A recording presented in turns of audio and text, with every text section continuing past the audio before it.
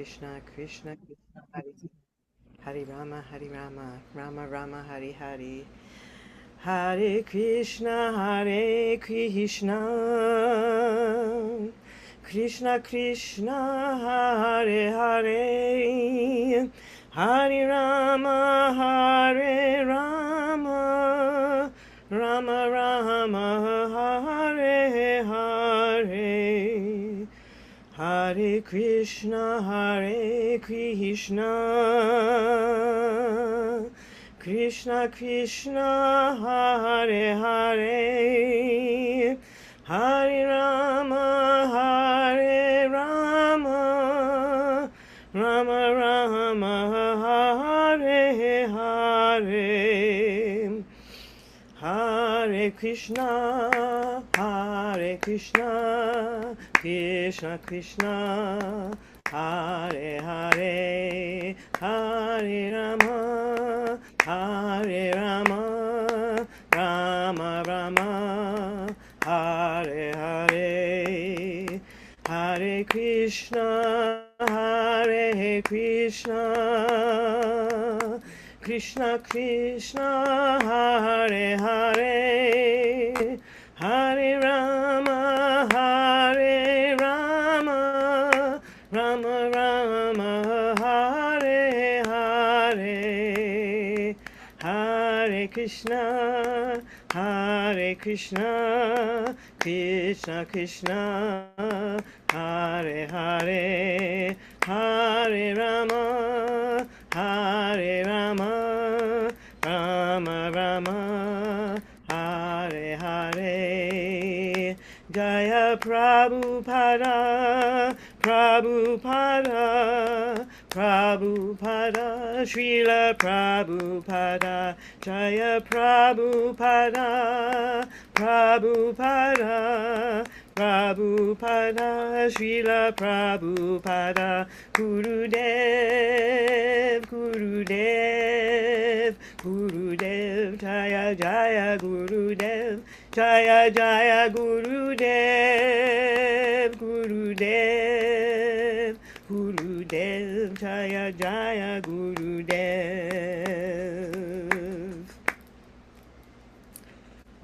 Hare Krishna. Good morning, all of you. I hope things are well for you wherever you are, that you're in a comfortable temperature and having a nice environment today. Um, we're here to read from the Srimad Bhagavatam. I believe we're on Canto 2, Chapter 2, Text 30. And I've lost track of my introductory blessings. Let me see if I can find them now.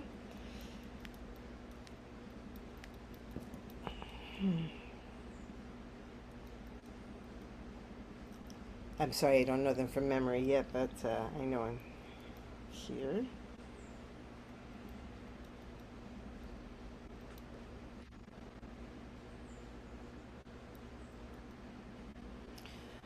Om Namo Bhagavate Vasudevaya. Om Namo Bhagavate Vasudevaya.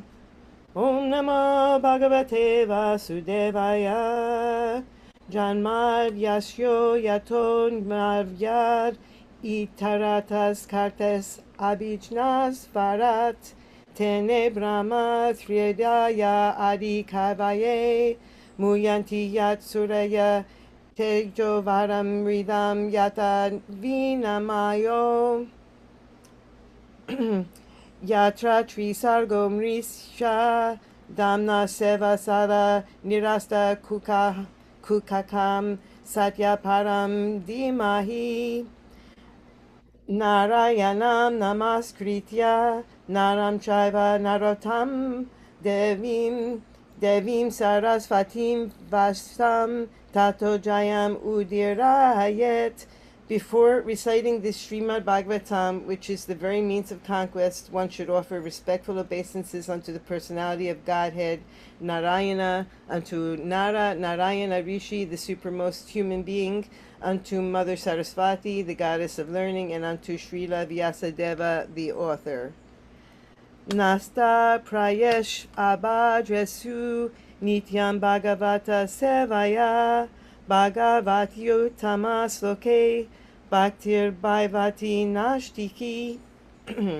By regular attendance in classes on the Bhagavatam and by rendering of service to the pure devotee, all that is troublesome to the heart is almost completely destroyed, and loving service unto the personality of Godhead, who is praised with transcendental songs, is established as an irrevocable fact.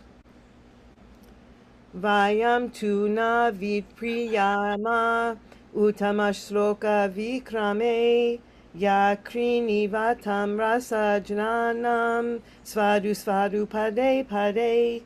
We never tire of hearing the transcendental pastimes of the personality of Godhead, who is glorified by hymns and prayers. Those who have developed a taste for transcendental relationships with him relish hearing of his pastimes at every moment. So you'll have to excuse my terrible pronunciation. So we will begin with Canto 2, Chapter 2, Text 30. Sa bhuta sukshmendriya sani karsham manomayam devamayam vikarayam samsadya gatya sahatena yati Vijnana Tatvam Guna Sanirodam. Translation. The devotee, thus surpassing the gross and the subtle forms of coverings, enters the plane of egoism, and in that status he merges the material modes of nature, ignorance and passion, in this point of neutralization, and thus reaches egoism in goodness. After this, all egoism is merged in the Mahat Tattva, and he comes to the point of pure self-realization. So we'll go on with the purport of His Divine Grace, Swami Srila Prabhupada. Pure self-realization, as we have several times discussed, is the pure consciousness of admitting oneself to be the eternal servitor of the Lord.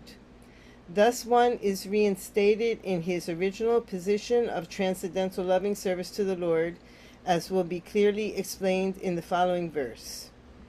This stage of rendering transcendental loving service to the Lord without any hopes of emolument from the Lord or any other way can be attained when the material senses are purified and the original pure state of the senses is revived.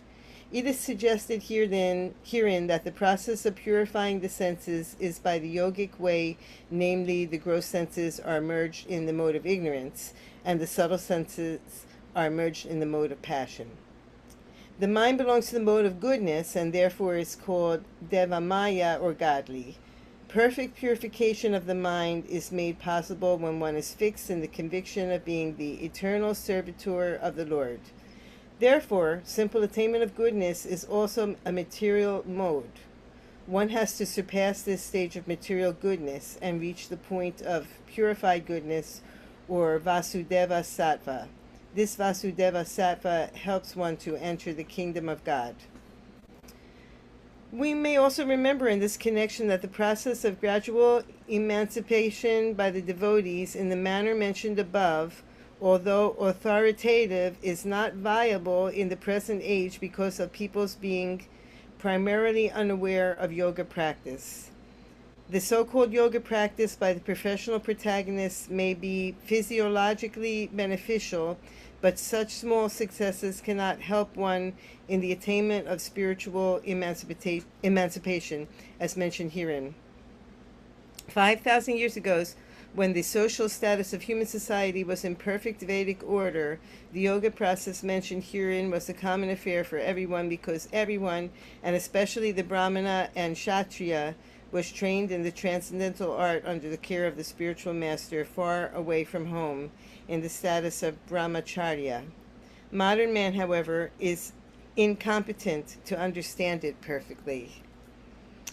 Lord Sri Chaitanya therefore made it easier for the prospective devotee of the present age in the following specific manner. Ultimately, there is no difference in the result. The first and foremost point is that one must understand the prime importance of Bhakti Yoga.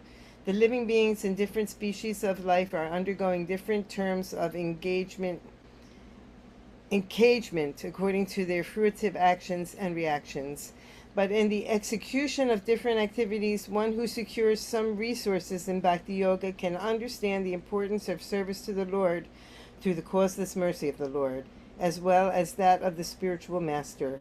A sincere soul is helped by the Lord through meeting a bona fide spiritual master, the representative of the Lord. By the instruction of such a spiritual master, one gets the seed of Bhakti Yoga. Lord Sri Chaitanya Mahaprabhu recommends that the devotee sow the seed of Bhakti Yoga in his heart and nurture it by the watering of hearing and chanting the holy name, fame, etc. of the Lord. The simple process of offenseless chanting and hearing the holy name of the Lord will gradually promote one very soon to the stage of emancipation. There are 3 stages in chanting the holy name of the Lord. The first stage is the offensive chanting of the holy name. The second stage is the reflective stage of chanting the holy name. The third stage is the offenseless chanting of the holy name of the Lord. In the second stage only, the stage of reflection between the offensive and offenseless stages, one automatically attains the stage of emancipation. And in this offenseless stage, one actually enters into the kingdom of God, although physically he may apparently be within the material world. To attain the offenseless stage, one must be on guard in the following manner. When we speak of hearing and chanting, it means that not only should one chant and hear of the holy name as the Lord as Rama, Krishna, or systematically the 16 names like Hari Krishna, Krishna Krishna, Hari Rama, Rama Rama, Hari. But one should also read and hear the Bhagavad Gita and Srimad Bhagavatam in the association of devotees. The primary practice of Bhakti Yoga will cause this seed already sowed in heart to sprout, and by a regular watering process, as mentioned above, the Bhakti Yoga creeper will begin to grow. By systematic nurturing, the creeper will grow to such an extent that it will penetrate the covering of the universe, as we have heard in the previous verses, reach the effulgent sky, the Brahma Jyoti, and go farther and farther and reach the spiritual sky, where there are innumerable spiritual planets called Vaikuntha Lokas. Above all of them is Krishna Loka, or Goloka Vrindavana, wherein the growing creeper enters and takes repose at the lotus feet of Lord Sri Krishna, the original personality of Godhead. When one reaches the lotus feet of Lord Krishna at Goloka Vrindavana, the watering process of hearing and reading, as also chanting of the holy name in the pure devotional stage, fructifies, and the fruits grown there in the form of love of God are tangibly tasted by the devotee, even though he is here in this material world. The ripe fruits of love of God are relished only by the devotees constantly engaged in the watering process as described above. But the working devotee must always be mindful so that the creeper which has so grown will not be cut off. Therefore, he should be mindful of the following considerations. 1. Offense by one at the feet of a pure devotee may be likened to the mad elephant who devastates a very good garden if it enters. Can relate. 2. One must be very careful to guard himself against such offenses at the feet of pure devotees, just as one protects a creeper by all-around fencing. 3. It so happens that by the watering process, some weeds are also grown, and unless such weeds are uprooted, the nurturing of the main creeper, or the creeper of Bhakti Yoga, may be hampered. 4. Actually, these weeds are material enjoyment, merging of the self and the absolute without separate individuality, and many other desires in the field of religion, economic development, sense enjoyment, and emancipation. 5. There are many other weeds, like disobedience to the tenets of the revered scriptures, unnecessary engagements, killing animals, and hankering after material gain, prestige, and adoration. 6. If sufficient care is not taken, then the watering process may only help to breed the weeds stunting the healthy growth of the main creeper and resulting in no fructification of the ultimate requirement, love of God. 7. The devotee must therefore be very careful to uproot the different weeds in the very beginning. Only then will the healthy growth of the main creeper not be stunted. 8. And by so doing, the devotee is able to relish the fruit of love of God and thus live practically with Lord Krishna even in this life and be able to see the Lord in every step. The highest perfection of life is to enjoy life constantly in the association of the Lord. And one who can relish this does not aspire after any temporary enjoyment of the material world via other media. Well, I feel like I've just read the entire Nectar of Devotion here in this purport, but let's go back and repeat what the verse actually is. This is 2:2:30. The devotee, thus surpassing the gross and the subtle forms of coverings, enters the plane of egoism, and in that status he merges the material modes of nature, ignorance and passion, in this point of neutralization, and thus reaches egoism in goodness.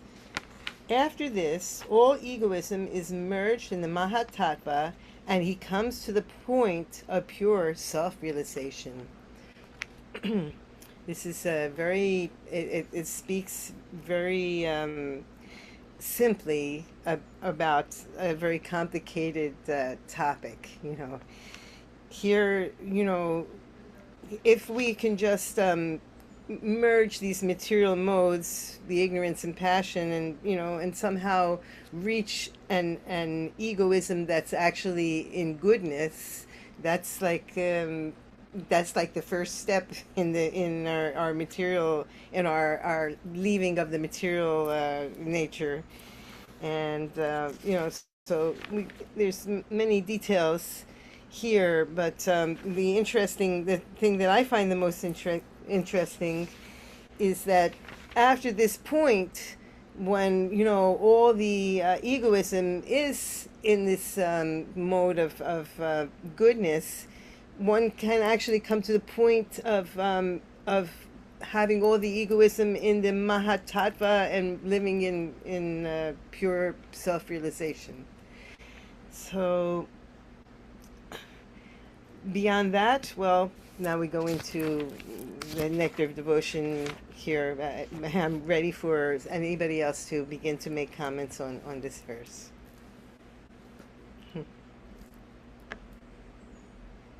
Well, I think the purport for me, it answered a lot of questions about the chapter, uh, that I was having previously. Because it talks about, it says here, we must remember in this connection that this process of gradual emancipation by the devotees in the manner mentioned above, although authoritative, is not viable in the present age because of the people's being primarily unaware of yoga practice. So, so yeah, this process, this in this part of the chapter, the yogi, he's gradually elevating himself. And in a lecture that I was listening to on this chapter, it was explaining how there's two kinds of yogis, and one who has no material desires. He, he's not necessarily a pure devotee, but he is kind of done with material enjoyment. So this type of yogi will meditate on Paramatma. But the other type of yogi, they will worship the Virat Rupa, that what we've discussed previously. And they will go to all these different planets. They'll gradually elevate themselves, going to all these different planets, and then imagulating the senses and whatnot, as we have read about. And then they'll get liberation through that. It's a bit of a longer process, but I think Prabhupada, I really appreciate how he explains how in this age, the process given by Lord Chaitanya for us to uh, to achieve this perfection is by the chanting of the holy name, because we can't possibly do all these other things being unaware of the yoga practice. Typically, you have to start at 5 years old, and the group will. And I heard a lecture that Prabhupada was giving on the sixth chapter of Bhagavad Gita, and he was talking about the yoga process, where you go and you do the meditation and you do the different postures. It was about the sixth chapter of Bhagavad Gita. And he said, this stuff is important. If it wasn't important, Krishna wouldn't have mentioned it.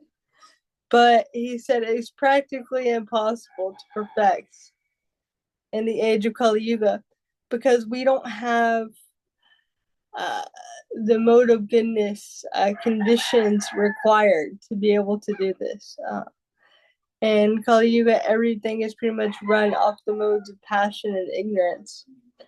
And to do this type of yoga, even to like perfect, hatha yoga and other things like that, you need to be in a mode of goodness environment, in an environment that has the symptoms of the mode of goodness, meaning that it's peaceful and there's not really a lot of distractions going on. You aren't disturbed by, extreme hot, extreme cold weather, and things like this.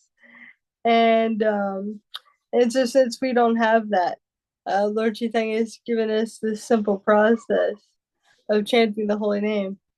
But as I've heard in many lectures, even though, this is our process, um, it's simple, but it's not easy.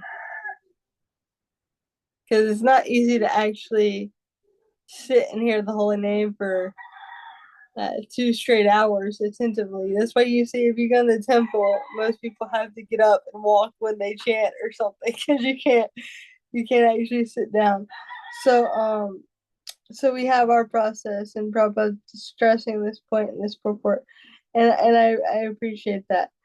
But also, I like how he's saying how we have to be very careful to avoid certain things if we want perfection. So it makes me think, if I'm not actually feeling like I'm making spiritual advancement, then I kind of have to examine myself and think, okay, am I making these offenses? Am I doing the process right? But one of the things that it also mentions is that hearing Bhagavatam in the association of devotees. So if anything, I'm doing one of these things once a week with you guys.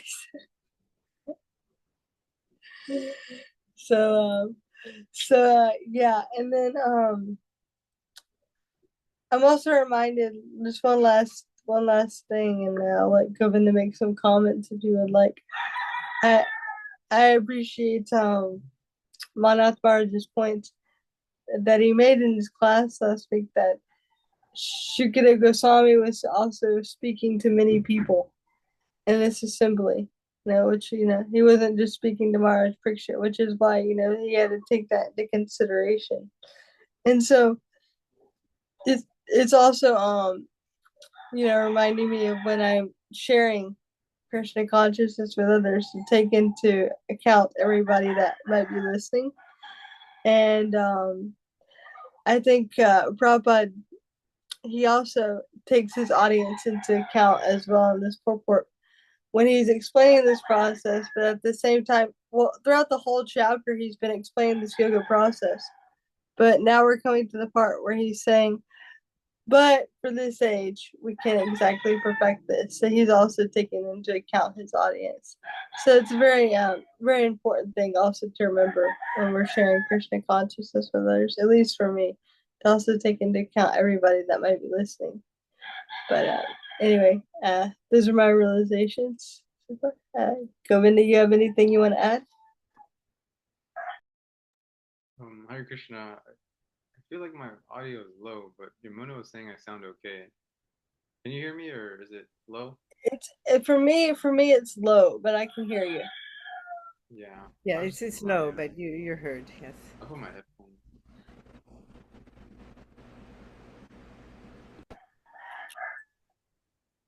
Okay. How do you want? Wait a minute. The chickens are in Santo Domingo or in Alachua? You know, the chickens in Those Gainesville or are in Santo Santo Domingo. Oh, Okay, sorry. all right, all That's right. Bruce. I apologize. Well, I hear No, that. That comes in loud and clear. yeah, Yeah. yeah, they're hearing Bhagavatam too. Okay. Wow. Thank you both. Yeah, for sharing your realizations. I think this is such a potent verse, but I mean the verses they're it's a potent for me personally is a potent purport where Prabhupada just gives us everything. It's like he feels like he didn't hold back. He just was, yeah, it's like I don't even know, but he gave us everything. It feels like you can read this purport again and again, and then it's very clear of like how to be practicing bhakti yoga basically. Um, I guess I had a hard time trying to remember all the points that everyone made. So I do apologize if I don't touch upon things that we already spoke about. Um, I can just kind of speak off some things that stood out to me. The first one was in Prabhupada's purport that he talked about how the mind belongs to the mode of goodness and therefore is called Deva Maya or godly. Um, and so that stood out to me because more recently I've been reflecting and just trying to observe my mind and how I go about doing things and how for me it's like it can be difficult, like very difficult to just accomplish a task because it's like I'm doing something and I'm focusing on it and then a thought comes in and it's like it takes so much effort to just go back to what I'm trying to accomplish, go back to the task that I'm trying to do and not get distracted by this thought or this urge or whatever the case is. And this coming from the mind, these thoughts and these different distractions coming, the source being the mind. And so I'm very much experiencing the mind in the mode of passion and ignorance, just one, it's flip-flopping basically, and just having that awareness of how my mind is conditioned in that way right now. And yeah, just really, I guess, more tuning in more and more to just how um to what that looks like when the mind is contaminated in that place. And so to read this, to read Srila Prabhupada's purport, and to hear that actually the mind belongs to the mode of goodness and is actually called godly, Deva Maya, it's just um, it's very, I don't know, you would say astounding or very like eye-opening because for me to think that the mind that I have right now is godly is it's in its purest state is godly. I don't even know what that looks like. Right now I'm just being bombarded with all these um some scars, all these deep impressions that I've lived in my life and probably past lives, who knows. So to think that the same mind that I'm experiencing all these material emotions and material hankerings that actually in its pure state is godly just makes me think of how far I am from my actual position and even the body that I'm in, even though it's not like or even though what am I saying? That the body that I'm in right now, it's like a material body. You have a gross body and then the subtle body. Um, but even this same body, even though it may be material, when it's purified, it can actually be situated in a place that's in goodness. That's actually where, our mind is working in our favor for spiritual life. And so it's gives me more reason to continue coming to the classes, continue trying to speak whatever I can of Srimad Bhagavatam because this is it's cleaning my mind, it's cleaning my heart, and it's gradually bringing my mind to that point of goodness. So where when these memories and these impressions and these hankerings come, that there's more conviction and there's more strength to stay situated in a place um, where eventually, I don't know if this applies to us, the Vasudeva Sattva, as devotees. It seems that maybe this is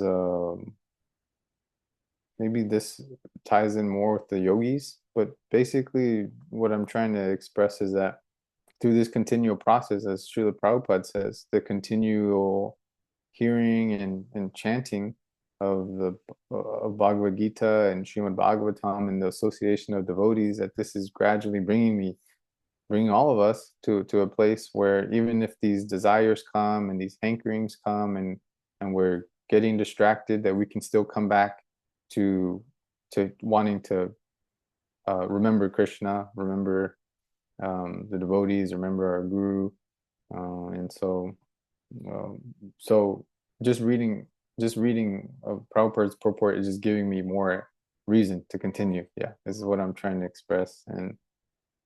And then he also mentioned about that we should be hearing and chanting, and it's not just the holy name of Krishna as a Maha Mantra or Krishna's different names, Govinda, Kunda, but also uh, that means hearing and chanting also means Bhagavad Gita and Srimad Bhagavatam in the association of devotees. And then it made me think that in our present situation as well, we also have the not the option, but the I guess you could say the luxury of hearing and chanting of Bhagavad Gita and Srimad Bhagavatam in the form of Srila Prabhupada's small books. So sometimes we can read directly. Well, I mean, we should. I'm not saying that we definitely should be reading directly from Bhagavad Gita and Srimad Bhagavatam.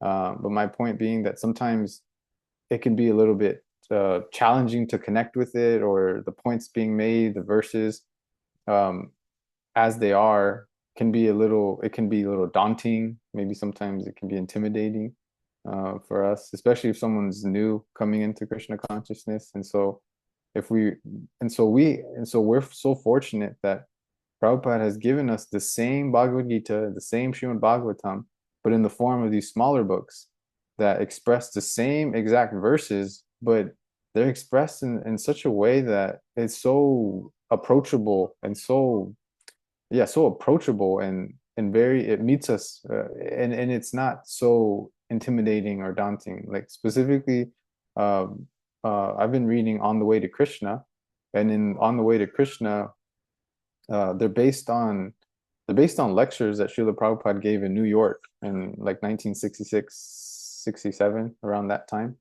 And he's constantly citing verses from the Bhagavad Gita in the On the Way to Krishna. But the explanations that he give, it's it's uh it's just so clear. There's nothing. It's like there's nothing in there that's out of my own understanding. For example, he talks about surrendering to Krishna and how the surrender to Krishna is like the father, and how it's like our position is like an unfortunate son who's forgotten that we have a rich father. And so we go out and we're trying to live our life, but we're living on the streets, we're begging for food. And then if someone were to just come and tell us, you know, you have a rich father, like, do you know who your father is? You know who your dad is? And then if we just go, and then he's saying that what is what's the loss in that? And so, I mean, that's such a clear example of just something I can completely relate to and understand. And so my point being that um, just our good fortune that we can hear and chant directly from Bhagavad Gita and Srimad Bhagavatam, and we can also hear and chant in the forms of these purports that Prabhupada has given us in these smaller books. And then on top of that too, uh, our fortune is also that Srila Prabhupada has also given us the association of more devotees of even after he's left this material, at least physically, he's physically left. We have devotees, like very senior devotees, who, following in his footsteps, are also able to strengthen our faith and strengthen our understanding of Bhagavad Gita and Srimad Bhagavatam through their own realizations. And so just continuing to do that is just continuing to hear and then express whatever it is that we've ourselves have realized how powerful the process is and how relishable it is. It's just very nice. It's very nice. And the last thing is just expressing an appreciation for this numbering of how Prabhupada, he said that therefore we should be mindful of the following considerations, and he just lists them out like black, just very clear, one through eight.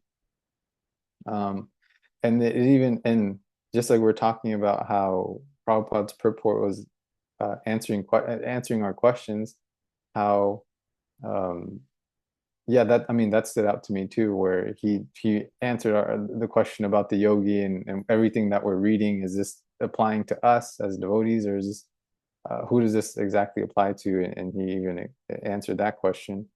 And then for me, as we're reading these um, these considerations that Srila Prabhupada gave, and he's talking about the seed of bhakti, and how the seed of bhakti, with continued watering and nurturing, it can actually penetrate the universe and penetrate the Brahma Jyoti and go all the way to Goloka Vrindavan. And I just thought, um, I wasn't. It's like, does that mean like we are there? We are in Goloka Vrindavan, or what exactly is he referring to?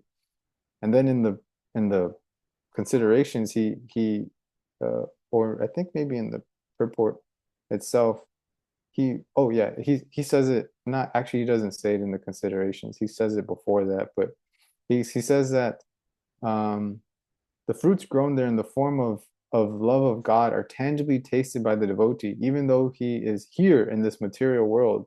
So even if we don't have to physically even go anywhere, if we're following this process, our seed of bhakti can be so strong and so mature that it's our heart is actually um, in Goloka Vrindavan, even though we're here. And I guess even just talking about it now, the crazy thing to think about is that there's actually there's actually personalities who are living that even now in the present day. There's actually pure devotees walking amongst us who have their hearts in the spiritual world, who are so fixed um, in their devotion to Krishna that they're actually not even here anymore. But if we just look around, we can still see them, and sometimes Krishna doesn't give us the vision to recognize who is it that who is it that has that level of love for Krishna. But if we're fortunate, then sometimes he kind of opens the blinders, or opens the blinds a little bit, and then we're able to start recognizing at least a small little whatever we can, that these devotees, these exalted devotees, are holding something that is very real when in their love for Krishna. And so trying to learn from them and serve them. Um, that's about all that I have to say here. This was just such a nice verse and purport. Well, along with your point, Prabhu, about how the devotee can have like pure love of God, even in this body. It's reminding me of um,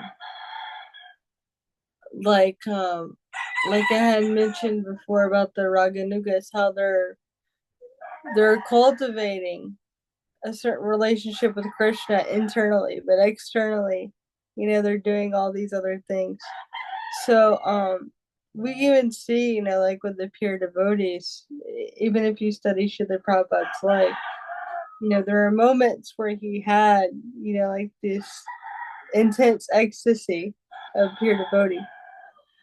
However, he didn't let that happen very often. But externally, we see he was doing, like his, for lack of a better word, material duties within this world. You see, he was family man, and then he was doing all the duties of a sannyasi.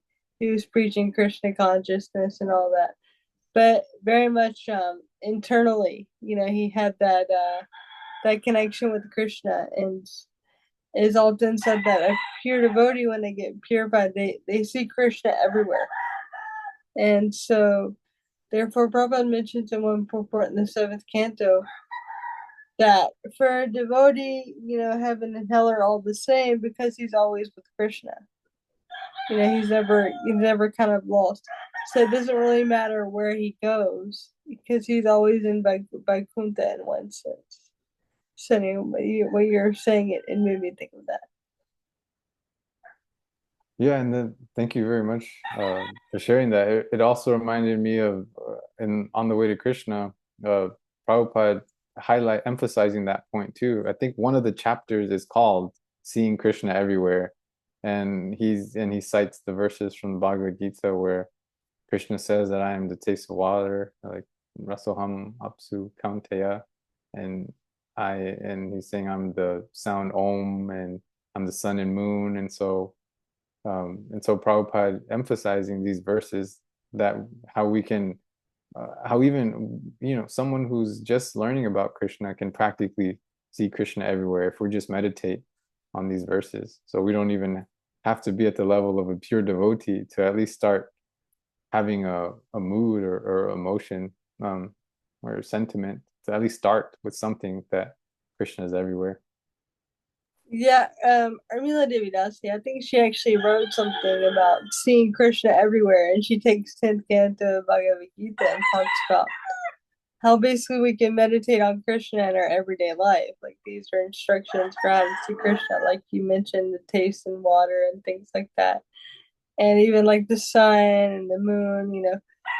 So it also requires us to be conscious, and it makes me realize that we have to actually like practice being Krishna conscious, and then it kind of comes automatically. I don't know about you, but half the time when I drink water, I'm not thinking this is the taste of Krishna. So it's a good meditation to try to see Krishna and these things, and as we practice it, eventually it'll become like second nature. Yeah, I don't. I don't. Yeah, I think hopefully the more I say it, maybe the more I'll remember it. Uh, but what was I gonna say? I was meditating on the verses too because the first time that I was reading that Krishna is the sun, Krishna is the moon, Krishna is the taste of water. I think I'm still not quite understanding, but maybe something is unlayering for me where I didn't understand like what that meant. That Krishna, he's what is that? He's literally the taste of water, or he's like literally the sun. I don't understand. So if I look at the sun, I'm looking at Krishna. I don't get it. And I think that I've gotten so far like one clue about it is in I think it was in a class that that uh, Guru Maharaj gave about how devotees often say that like I want to see Krishna, or people just in general say I want to see Krishna, or but I think he was specifically referring to devotees and how um maybe maybe it was with the chanting. I think it had to do with chanting specifically and how we're chanting. Yeah, fortunately I can't remember the exact question, but the point being that Krishna is he at being absolute, that sometimes that we can get caught up on if we want to see Krishna, we're talking about seeing him physically, and we want to yeah, we need to see his form. We need to That's what, if I want to see Krishna, I want to see him like in front of me physically. But Guru Maharaj was expressing that Krishna being absolute, that he he is in these other forms, like in the form of his holy name, that is Krishna. That we can, if we're hearing that we can be in touch with Krishna. And so that giving me I feel a little clue about it, because it makes me think that yes, Krishna being absolute, if the taste of water, at least as I'm understanding it, is you could say like his energy. It's like an energy of Krishna. The sun, the moon, these are energies coming from Krishna. Since everything comes from Krishna, it's all like an energy of his. And so if it's his energy, and if Krishna is absolute, then that means that even though it's his energy, that this is him. So this is at least to the extent that I have right now, because it's hard to understand in the material sense because we don't have that, like Srila Prabhupada talks about, we don't have that kind of experience that if you say Coca-Cola, you don't taste Coca-Cola in your mouth because it's different. There's a difference in the quality of it. But Krishna being absolute, he's there's no difference in experiencing him. So my understanding is that it depends upon our a level of consciousness and Krishna's um not Krishna's fancy, but Krishna's, I guess, mood in that sense. Because even with we see that in the Rasa Leela, even with the gopis, he hid himself, and um, so sometimes Krishna can reveal himself, or sometimes he will just hide himself from us, even if we're on that uh, platform, because it's like the gopis. The gopis are on the highest platform, and even for them, Krishna sometimes, for the sake of Leela, or he can hide himself. Also, along with your point about Krishna being the taste of water, when he says in Bhagavad Gita that earth, water, fire, air, ether are all my separate constitutional energies. They're like his material energy. So I heard Prabhupada say once that if you see your child's shoes, you automatically think of your child.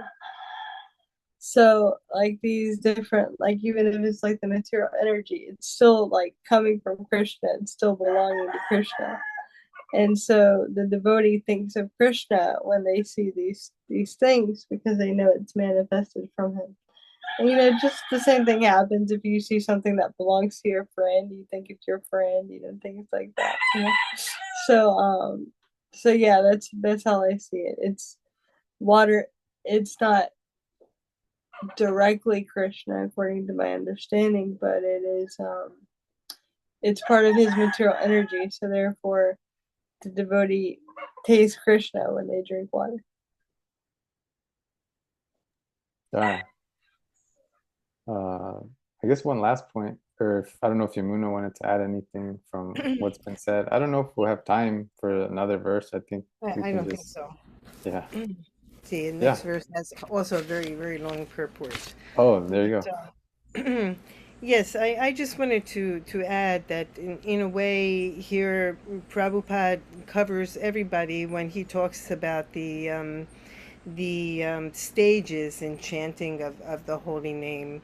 And it's very interesting that the first stage is the offensive chanting of the holy name, because so many people will come up to you. Even people in this class have asked, well, how can I chant? I'm not chanting, my chanting is of no value because I'm committing offenses. I can't follow all of these rules of how to chant or whatever.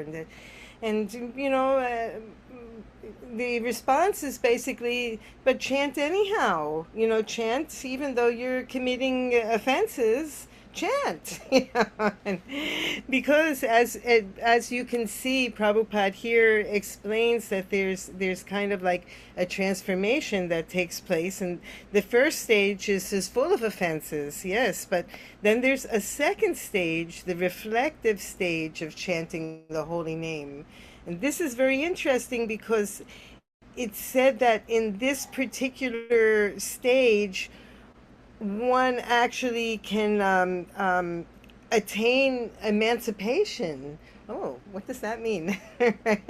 What does that mean? Is that a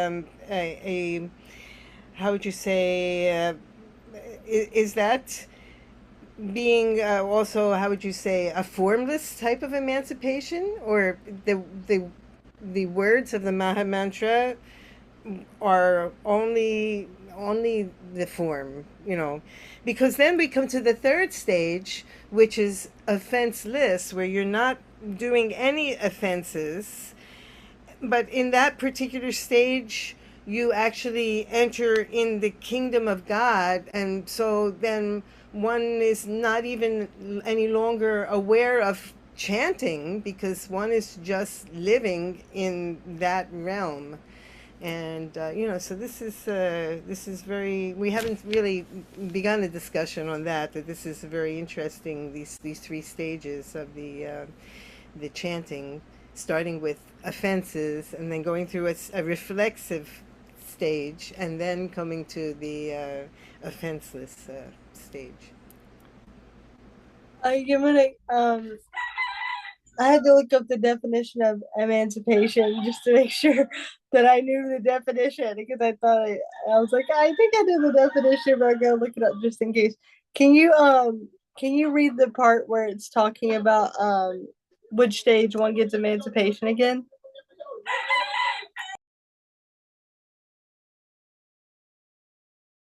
You're muted right now. The first stage is the offensive chanting of the holy name, and the second is the reflective stage of chanting the holy name. The third stage is the offenseless chanting of the holy name. In the second stage only, the stage of reflection, between the offensive and offenseless stages, one automatically attains the stage of emancipation. And in the offenseless stage, one actually enters into the kingdom of God, although physically he may apparently be within the material world. That's something we just spoke about. But, taking one step back, what was your comment on that? Okay, so it's on the second stage that it's saying one gets emancipation. On the third stage, he enters the kingdom of God.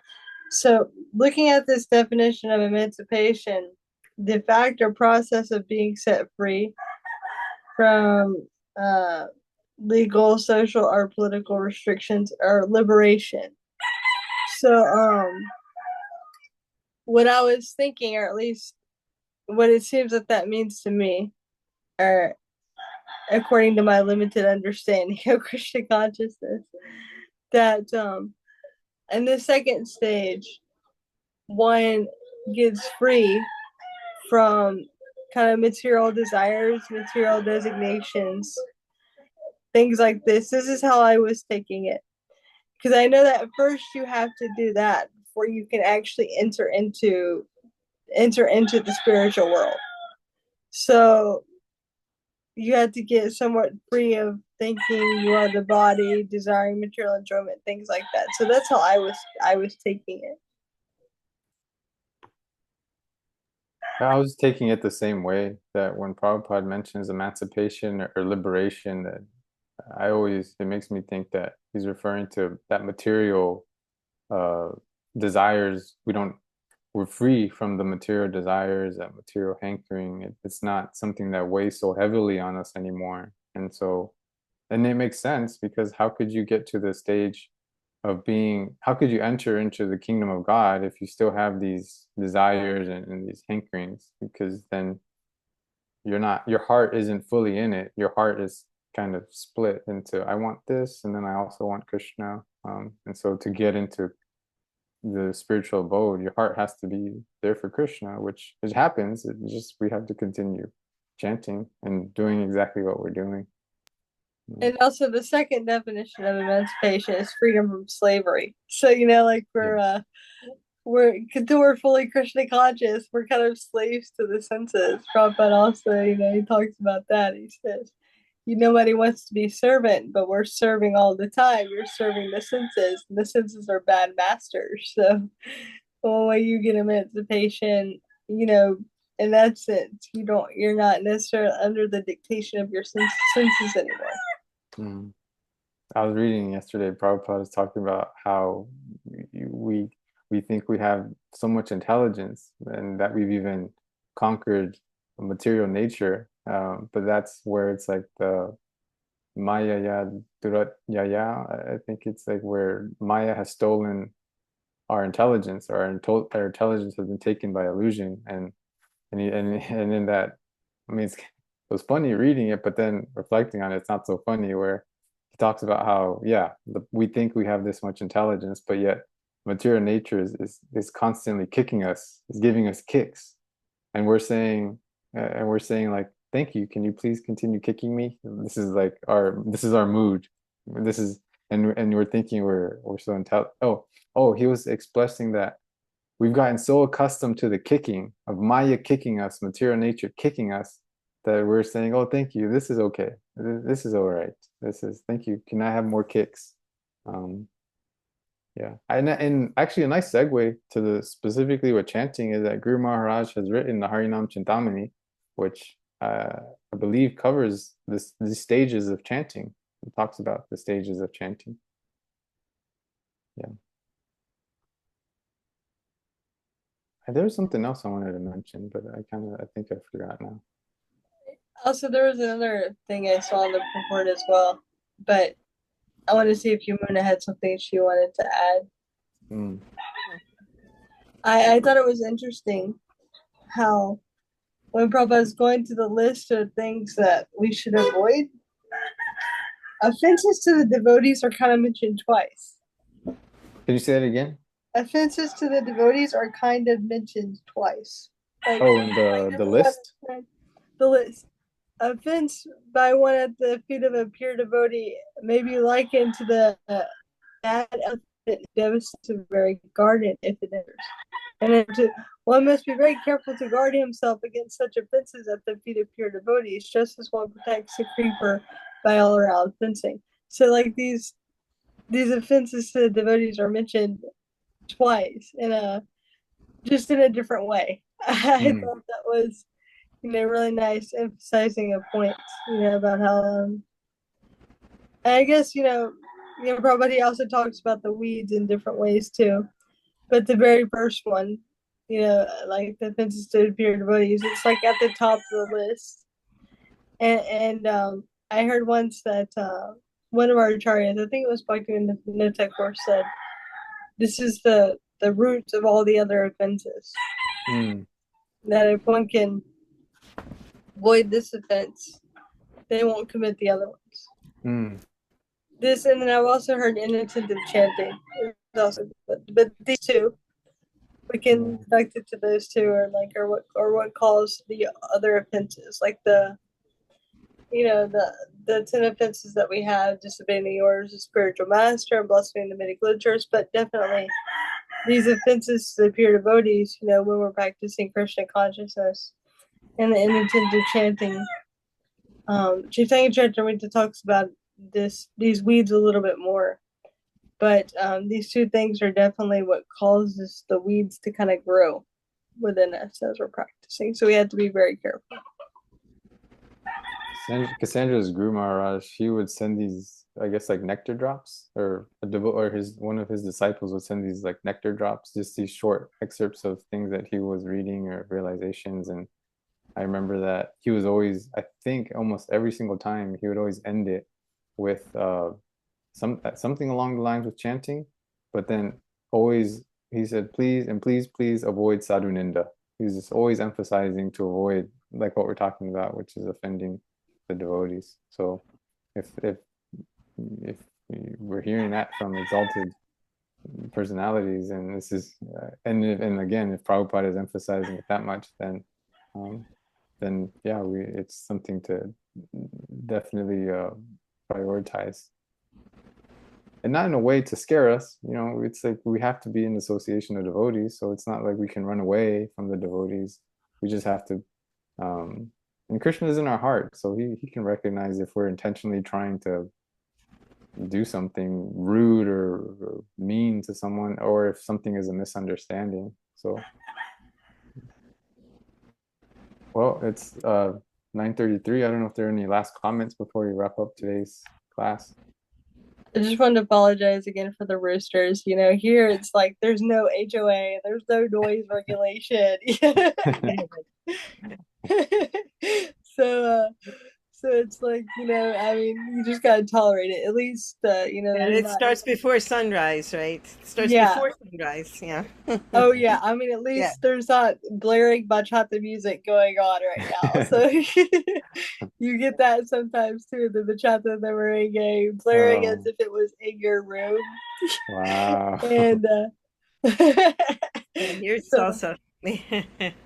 Well, it's uh, nice. I mean, it's nice. Like it's like a nice natural kind of sound. It's not. Sure. They're animals. They're If we roosters, so would it's meet at nice. nighttime, we'd hear the coquis in the background. So, Oh yeah, right. yeah. If we're yeah, if here you would hear the frogs once it starts getting warm again. We live right across from like a pond, and there's so many frogs. Oh yeah, yeah, yeah. don't Yeah. alligators have a sound? Do alligators have a sound? Apparently they do, but I don't know what it is. Because they said You there's bet actually you're an gonna learn alligator it. over here. Yeah, yeah, yeah. They do, but I can't make it. Like it's not a sound I know how to make. Okay. All right.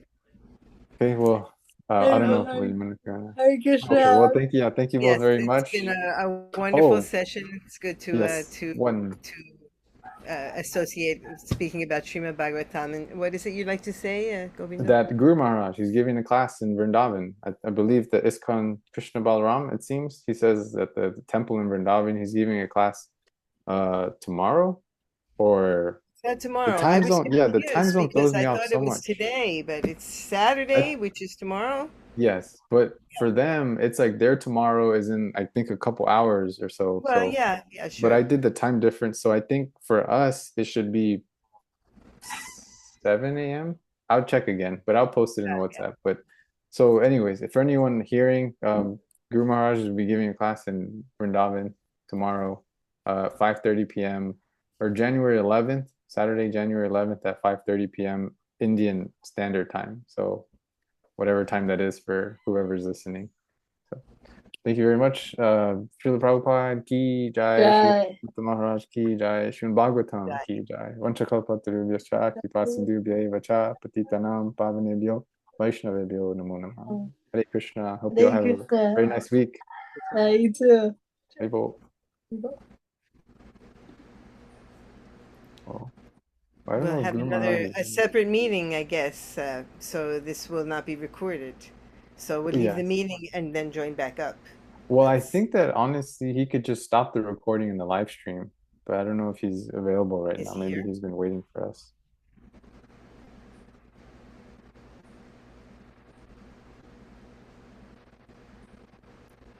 Yeah, maybe we can leave I then, could and I'll use just send him a a message. 5 minute break, and Yes. we'll text him and get back on in 5 minutes. Okay. Okay. Okay. Hare Right. Krishna.